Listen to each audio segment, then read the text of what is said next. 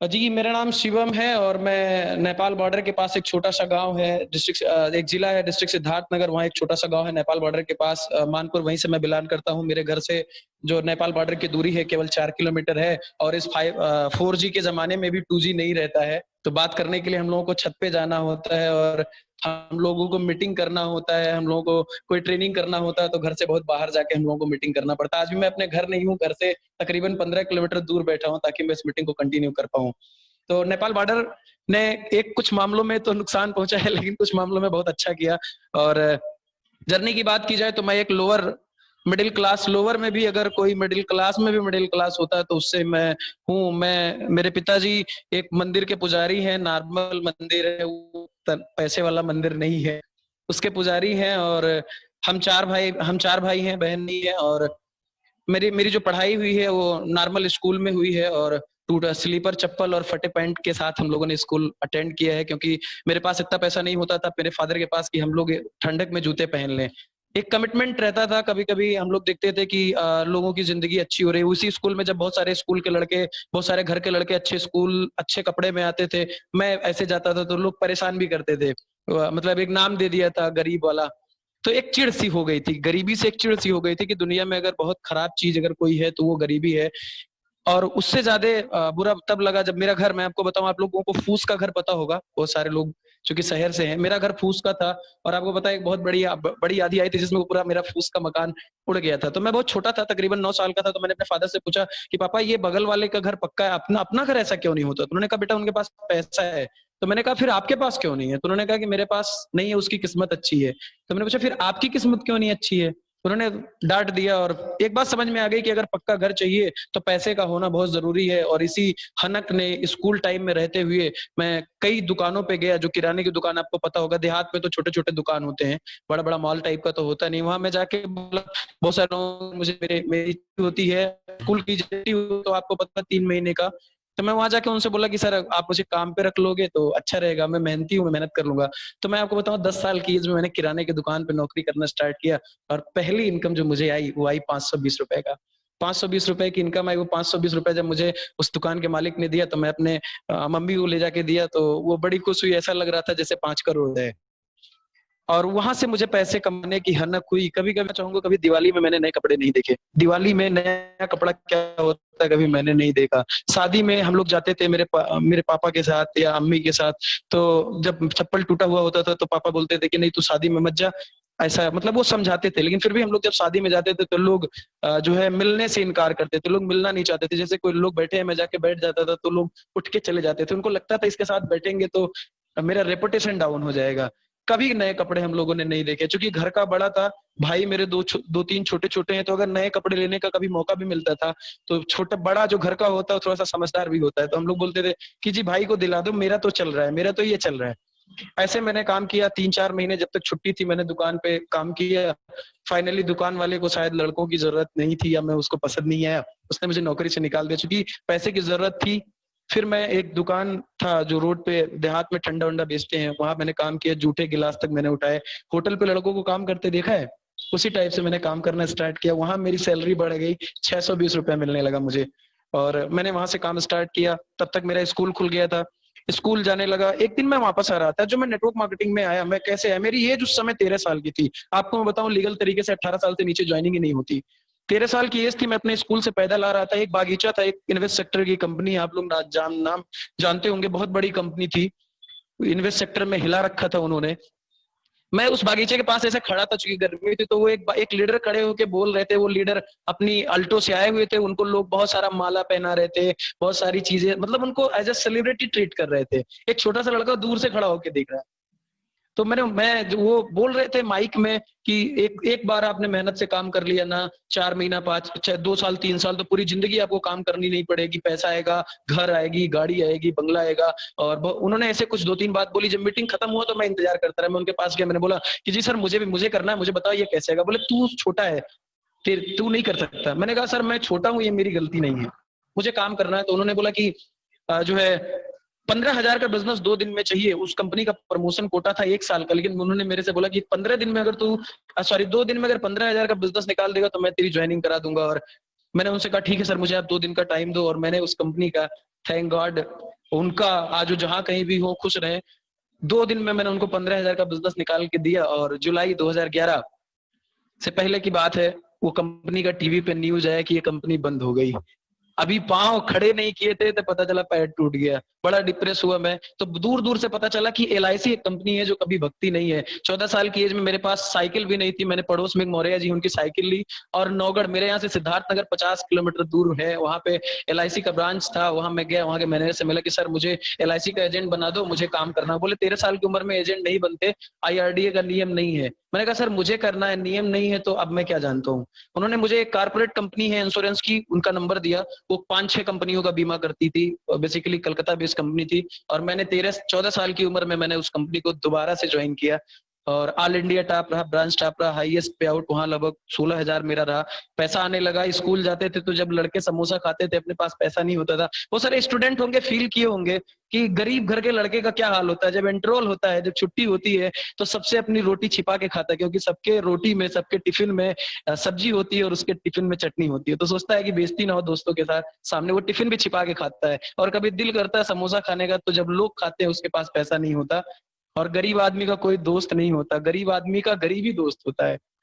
तो कोई दोस्त नहीं था मेरा, एक आध दोस्त थे जो तो गरीब गरीब टाइप के ही, तो सब अपना एक गैंग बन गया और चटनी रोटी खाना स्टार्ट कर दिया हम लोगों ने। उस कंपनी को मैंने ऑल इंडिया टॉप जब मैं हुआ, जब मेरे पास 10,000 रुपए आया तो मैं बड़ा खुश हुआ। मैंने सोचा मैं बाइक लूंगा। तब तक आपको पता है वो कंपनी शेयर मार्केट बेस्ड थी, और एक मैंने नहीं किया था शेयर मार्केट का, लेकिन जिन लोगों ने किया था, वो शेयर मार्केट बहुत डाउन चला गया और मार्केट से वो कंपनी के खिलाफ तमाम मामला हुआ, और मुझे फाइनली वो कंपनी छोड़ना पड़ा। क्योंकि आपको बहुत सारे लोग कहते हैं कि मैं नेटवर्क मार्केटिंग से नेगेटिव था, मैं नेटवर्क मार्केटिंग से परेशान था। मैं माफी चाहूंगा, लेकिन मेरे साथ ऐसा कुछ नहीं था। मैं नेटवर्क मार्केटिंग से कभी नेगेटिव नहीं था। मैं तलाश कर रहा था कि अगर 1,000 कंपनी भी बंद होगी तो शिवम कमिटमेंट लेता है, अगर इंडस्ट्री बढ़िया है, इसमें लोग सफल हो सकते हैं, तो मैं सफल होकर दिखाऊंगा। और फिर इसी की तलाश में जो मेरे उस कंपनी के अपलाइन थे, mister Bimal Shankar Goyal, thank you sir, आप दुनिया में जहां रहे खुश रहें। उन्होंने मुझे बताया कि एक कंपनी है, मल्टीनेशनल कंपनी है, इंटरनेशनल कंपनी है, तकरीबन 150 देश में वो कंपनी काम करती है। उसको हम लोगों ने ज्वाइन किया, तकरीबन 3.5-4 साल कंटिन्यू हम लोगों ने किया। उसका ऑफिस लोकल में नहीं होता था, लखनऊ में होता था। बहुत सारे लोग मेरे दोस्त लखनऊ के होंगे, शक्ति भवन के पास उसकी ऑफिस थी, और प्रोडक्ट लाने के लिए हमको वहां जाना पड़ता था। मैं यहाँ एक मैसेज देना चाहूंगा कि सर बहुत सारे लोग प्रोडक्ट दूर है ये कह के छोड़ देते हैं। सर अगर आपके सपने बड़े हैं तो उसको पूरा करने का कोई भी रास्ता दूर नहीं होता। आप जब चाहो, आपके दिल में वो आग लगेगी तो आप 100% उसको पाने के लिए निकल पड़ोगे। मैं भी निकला। कई कई बार ऐसे हुआ मेरे साथ, बहुत सारे लखनऊ के दोस्त, शक्ति भवन से बांस मंडी बहुत दूर है। उस कंपनी का बॉटल आता था एलोवेरा का 1-1 लीटर का, और 12 हो गया तो एक गत्ता बहुत वजन होता था। शक्ति भवन से एक हाथ और एक सर पे रख के 10 किलोमीटर पैदल आ जाता था, ऑटो ना लेके कि 100 रुपया बचेगा तभी रास्ते में ढाबे पे खाना खा लूंगा। उस कंपनी को किया, फाइनली वहां सफलता नहीं मिली, बहुत सारे डिस्टर्बेंस हुए। जो मोमेंट मुझे वेस्टीज में लाने के लिए मजबूर किया वो मैं आपसे 1 मिनट में शेयर करूंगा। एक मीटिंग हो रही थी, जबरदस्त मीटिंग थी। साइकिल साइकिल खड़ी की और उस मीटिंग में मैं एंट्री लेने वाला था। उन्होंने कहा जी ये मीटिंग आपके लिए नहीं है। मैंने कहा क्यों सर, पहले तो मुझे मैसेज है कि आपको आना है, और जब मैं यहाँ आ गया साइकिल से तो आप मुझे एंट्री नहीं दे रहे हो। तो उन्होंने बोला ये मीटिंग विनर की है, लूजर की मीटिंग नहीं है। तुम कभी इतना बड़ा पे आउट, 5,000 के पे आउट पे तुम इस कंपनी में नहीं पहुंचे, 6,000 से ऊपर वालों की मीटिंग चल रही है। मैंने कहा सर मैं भी तो पहुंच सकता हूँ। उन्होंने कहा लंगड़ा घोड़ा कभी रेस नहीं जीतता, और ये कह के उन्होंने मुझे मीटिंग से बाहर कर दिया। उन्होंने कहा कि अगर जिंदगी में तुम 5,000 रुपया कमा लोगे तो तुम जो कहोगे मैं हार जाऊंगा, नेटवर्क मार्केटिंग तुम्हारे बस की बात नहीं है। फिर मैं घर वापस आया, और मेरे अपलाइन है, मैं चाहूंगा एक बार उनके लिए जोरदार ताली, मिस्टर अब्दुल खालिक जी, जो कि बहुत ही जबरदस्त पर्सनालिटी है। फॉलो अप सीखना तो उन्हीं से सीखिए, वो गजब का फॉलो अप है उनका, बिल्कुल भी पढ़े लिखे नहीं है, मेरे गांव के बगल के हैं, और जबरदस्त पर्सनालिटी है। एक मतलब एक ऐसे ह्यूमन बीइंग जो जिनको कुछ भी बोलो वो सुन लेते हैं। खैर ऐसा नहीं कि मैं उनको कुछ बोलता था, लेकिन मैंने उनको फोन किया फाइनली। देखो अगर आपके डाउनलाइन से रिलेशन, कभी कभी होता है ना कि मैंने कोई कंपनी किसी ने ज्वाइन कर ली, तो हम क्या करते हैं उसके साथ अपना रिलेशन खराब कर लेते हैं। मैं आपसे विनम्र निवेदन करना चाहूंगा सर, कभी रिलेशन मत खराब करिएगा। क्योंकि मैंने जब वेस्टीज को उन्होंने बताया था, उनके साथ मैंने बहुत पहले साइन कर लिया था, लेकिन मैंने काम नहीं किया था। मैंने दूसरी कंपनी जो मैंने अभी आपको बताया इंटरनेशनल, उसको ज्वाइन कर लिया था। खालिक भाई की टीम को मैंने ज्वाइन कराया था, आज वो मीटिंग में होंगे वो जानते होंगे। लेकिन उन्होंने कभी मेरे से ये नहीं कहा, झगड़ा नहीं किया, उन्होंने मेरे से गाली गलौज नहीं की। उन्होंने कहा शिवम मेरा टारगेट है तुम सफल हो, यहाँ हो या वहां हो, हमारा संबंध ऐसे ही रहेगा जिंदगी में। अगर तुम्हें कभी मेरी जरूरत पड़ेगी तो मैं हमेशा आपके साथ हूँ। और जब 2015 जुलाई में मुझे जरूरत पड़ी तो मैंने फोन उठाया और उनको फोन किया कि सर मुझे वेस्टीज करना है और आपके साथ ही करना है। अगर मैं उनसे, वो मेरे से रिलेशन खराब कर लेते, अगर वो मुझे उल्टा सीधा बोल देते, अगर वो मेरे से झगड़ा कर लेते, भाई साहब वेस्टीज तो करता लेकिन उनके साथ नहीं करता। मैंने उनको कॉल किया, फोन किया, और मैंने उनको वेस्टीज उनके साथ दोबारा से स्टार्ट करने का डिसीजन लिया। उस कंपनी में मेरे अपलाइन थे मिस्टर सतीश चौधरी, जो कि मेरे गांव के ही है, मेरे दोस्त ही है। जब मैंने उस कंपनी को छोड़ा, वो बोले कि सर अगर आप नहीं कर सकते तो मैं भी आपके साथ हूँ। हम लोगों ने वेस्टीज को स्टार्ट किया, इतना आसान नहीं था। 50 रुपए जेब में होता था, मेरे पास तो बाइक भी नहीं होती थी। 30 रुपए का भूजा, 20 रुपए का भूजा और 30 रुपए का पेट्रोल डाल के मैं और सतीश जी फील्ड करते थे। क्योंकि एक 16-17 साल, 18 साल, 19 साल के लड़के का अपना कोई फील्ड नहीं होता। उस टाइम पे मेरी एज तकरीबन 20 साल के आसपास थी। उस टाइम पे भाई कॉलेज पास आउट है, उसका कोई सर्किल नहीं होता था। ड्रीम को पाना था। तो मैं और सतीश जी ने कहा कि यार मुझे, हम लोग कुछ प्रोडक्ट लेते हैं और दुकान दुकान जाके बेचते हैं। हम लोगों ने दुकान दुकान जाके प्रोडक्ट बेचा, दुकान दुकान जाके साबुन बेचा, पेस्ट बेचा। लोग कहते थे साबुन तेल का धंधा, मैं कहता तो साहब ड्रीम पूरा करना हो तो मिट्टी भी बेच लेंगे, ये तो खैर साबुन पेस्ट है। एक चैलेंज होता था जब हम लोगों ने वेस्टीज ज्वाइन किया था, तो 150 किलोमीटर पे कोई डीएलसीपी नहीं होता था। बहुत सारे चैलेंज, एक डीएलसीपी खुला भी था तो बंद हो गया। हम लोग 150 किलोमीटर जा जाके प्रोडक्ट लेके आए हैं और हम लोगों ने इस बिजनेस को बिल्ड किया। पहले महीने का जो मेरा पे आउट है, वो पे आउट है 169 रुपया। और ये जर्नी धीरे धीरे बढ़ती गई। मैंने अपना लेबल किया। वेस्टीज को मैं बस इतना समझता था, बहुत सारी चीजें आपको शुरुआत में पता नहीं होती। मुझे लगता था मैं काम करूंगा तो मुझे पैसा आएगा। काम करना मैंने स्टार्ट किया। सिल्वर के लेवल पे मेरा चेक गया 32,790 का। और फाइनली ऊपर वाला आपको कुछ बड़ा देने से पहले आपको टेस्ट करता है। क्योंकि मैं आपको पहले बताया डीएलसीपी बहुत दूर था, गोरखपुर था। 12 तारीख का दिन था, संडे का दिन था। मुझे कंसिस्टेंसी की क्लोजिंग करानी थी, कंसिस्टेंसी का पैसा मुझे जमा करना था। और रात को तकरीबन ग्राहक सेवा, संडे के दिन बैंक खुला नहीं होता, ग्राहक सेवा केंद्र से हम लोग गए पैसा जमा करने। रिटर्न रात को 11 बजे लौटते टाइम एक्सीडेंट हो गया। मेरा हाथ और पैर दोनों टूट गया। नील गाय आप लोग समझते हैं ना, नील गाय देहात में बहुत पाई जाती है, रात में बहुत बहुत दौड़ती है खेतों में। तो वो सीधा मेरे बाइक से लड़ी और हाथ मेरा टूट गया। वही नई नई बाइक मैंने वेस्टीज से परचेज की थी। पहली बाइक साइकिल से बाइक सुपर स्प्लेंडर बाइक मैंने वेस्टीज से पहले ली थी। सीना 56 इंच नहीं 128 इंच का हो गया था जब बाइक लेके घर गया था। क्योंकि लोग बोलते थे कि जिंदगी में बाइक नहीं आ सकती, ये सब काम करके। बाइक ली थी मैंने पहले, और नई बाइक, एक्सीडेंट, हाथ टूट गया। अब क्या करते, काफी मायूस हुआ। जब आप कमाने लगते हो, घर में आप बड़े होते हो, भाइयों की फीस, पिताजी के दवा का खर्चा, सबकी एक उम्मीद होती है। जब एक्सीडेंट हुआ, हाथ टूट गया, दिक्कत हो गई, तो घर वाले रोने लगे। हर माँ बाप रोते हैं कि यार मेरे बेटे को हो गया। उससे ज्यादा चिंता ये थी कि घर कैसे चलेगा। मैं भी बड़ा परेशान था कि यार ऐसे कैसे काम चलेगा। अब तो हो गया, अब तो मुझे कोई पैसा आने वाला नहीं है। लेकिन दोस्त जिसने मेरी जिंदगी बदल के रख दी, और यहाँ बहुत सारे लोग मौजूद हैं। आपके पास बहुत सारा पैसा होगा, आपके पास बहुत सारी चीजें होंगी, बिल्कुल जरूरी है। प्लान ये आपकी जिंदगी में बहुत जरूरी है। वो बात मेरे समझ में आई। 10 तारीख का दिन था और मैं रात, पैर चूंकि टूटा हुआ था, हाथ टूटा हुआ था, बेड पे पड़ा हुआ था। एक मैसेज आया, dear Shivam Pandey, account transfer 71,790। मैंने कहा वाह, ये क्या हो गया। बुरा भी लगा मुझे। मैंने कहा कि चूंकि मुझे तो पता था ना कि काम करो तो पैसा आता है। फिर मैंने फोन किया टोल फ्री नंबर पे, और एक मैडम ने फोन उठाया। उन्होंने बोला कि, मैंने कहा हेलो। मैंने उनको बोला मैडम मजाक करने का यही टाइम है, मेरा हाथ पैर टूटा हुआ है, मैं बेड पे पड़ा हूँ और आपने मुझे पैसे का मैसेज भेज दिया। उन्होंने कहा कि सर आप मेरे रिश्तेदार थोड़े ही कि मैं आपसे मजाक करूंगी, आप अपना आईडी नंबर बताइए। मैंने उनको आईडी नंबर बताया। जैसे कि मैंने बताया मैं सिल्वर था। उस महीने एक भी दिन मैंने काम नहीं किया, मेरा वेब हिल भी नहीं सकता था। उस महीने मेरा लेबल हुआ गोल्ड, और पूर्वांचल में सबसे बड़ा चेक बना। जो लोग मेरे दोस्त हैं जानते हैं, 75,000 का चेक बना था, 75-76,000 का। तकरीबन ट्रांसफर हुआ था 71,790। मैंने पूछा मैडम ये कैसे हो गया। उन्होंने कहा भाई एक्सीडेंट तुम्हारा हुआ है, तुम्हारे टीम का नहीं हुआ। एक बार टीम बना दी, एक बार उनको एजुकेट कर दिया, एक बार सिस्टमेटिक कर दिया, फिर जिंदगी भर पैसा आएगा। ये बात भाई एक मिडिल क्लास को कहाँ समझ में आती है। तो विश्वास नहीं हुआ। मैंने कहा ठीक है, थैंक यू मैम। फिर मैंने, एक मैनेजर साहब है शर्मा जी, दोस्त आते हैं, मतलब बड़े हैं, बुजुर्ग हैं, लेकिन दोस्ती जैसी बात है। उनको फोन किया, सर मेरे अकाउंट में, उन्होंने कहा तेरा 1 महीने से एक्सीडेंट हुआ तो पैसा कहाँ आएगा। मैंने उनको रिक्वेस्ट किया कि सर चेक कर लो। चेक किया, उन्होंने कहा यार कोई वेस्टेज है, 71,000 रुपए ट्रांसफर किया, जितनी मेरी सैलरी नहीं है, ये क्या होता है। उस दिन मैंने सर उठा के ऊपर वाले को थैंक यू किया, अपने अपलाइन को, कि यही वो प्लेटफॉर्म है जो मुझे चाहिए था, कि काम करो तो भी पैसा, काम ना करो तो भी पैसा। और उस परिस्थिति में फिर मैंने अपने पिताजी से बोला, आज भी मुझे वो दिन याद है। मैंने उनसे बोला कि अगर मैं, मेरी जिंदगी ना भी रही तो सर आपके लिए मैंने इतना कर दिया है कि आपको किसी के सामने हाथ फैलाने की जरूरत नहीं पड़ेगी कि कुछ पैसा दे दो और आपका परिवार चल जाए। ये पावर है वेस्टीज का, ये पावर है वेस्टीज के सिस्टम का। मैं एक उदाहरण, छोटा सा उदाहरण देना चाहता हूँ दोस्त। जिंदगी में प्लान बी का होना क्यों जरूरी है, जो मेरे समझ में आया। हम लोग अपने सिद्धार्थनगर से लखनऊ जाते हैं, नई चमचमाती कार होती है, फिर भी हम स्टेपनी चेक करते हैं कि स्टेपनी है कि नहीं है। क्यों चेक करते हैं? नई चमचमाती कार है, क्या जरूरत है, कार खराब भी तो नहीं होगी।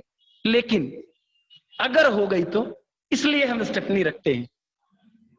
एक 300 किलोमीटर की जर्नी में हम इतना स्पेसिफिक हैं कि हमें स्टेपनी की जरूरत है।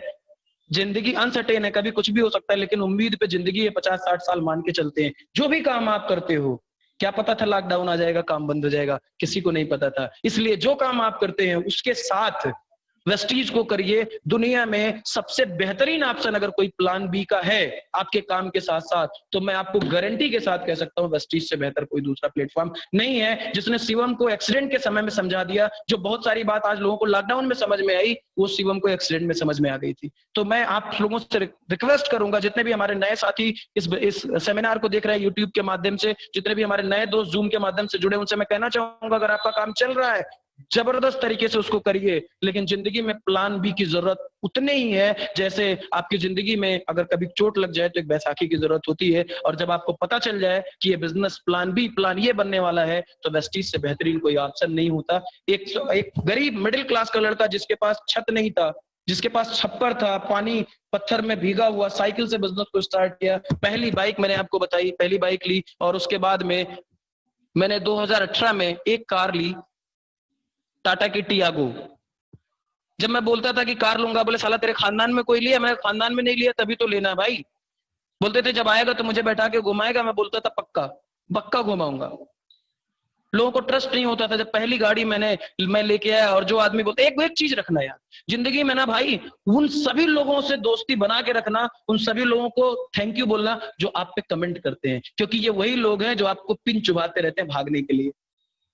तो वो लोगों ने पिन चुभाया और गाड़ी लेके जब मैं आया, सबसे पहला लड्डू माँ कसम भगवान को खिलाने के पहले उनको खिलाया। मैंने कहा मालिक ये गाड़ी आपकी वजह से है, ये आप लड्डू खाओ। और लड्डू खा के उन्होंने जो आशीर्वाद दिया, वो आशीर्वाद ये था कि उन्होंने कभी नहीं बोला कि तू नहीं कर सकता। मैं फिर से कहूंगा, बहुत सारे लोग संबंध खराब कर लेते हैं जब कोई कमेंट करता है। बिल्कुल relation build not a build business, build the relationship. आप बिजनेस मत बिल्ड करो सर, रिलेशन बिल्ड करो। 100% लोग आपके साथ आएंगे। कार लिया, मैंने आपको बोला था, बताया कि मैंने कभी जिंदगी में एयरपोर्ट नहीं देखा था, जिंदगी में कभी एयरपोर्ट नहीं देखा था। मैं सौभाग्यशाली हूँ, मैं सौभाग्यशाली हूँ कि गुरुदेव mister Sanjay Yadav sir, Tejinder Pal Rana sir, उनके बेटे अमन भाई के साथ मैं अभी थाईलैंड ट्रिप से वापस आया हूँ।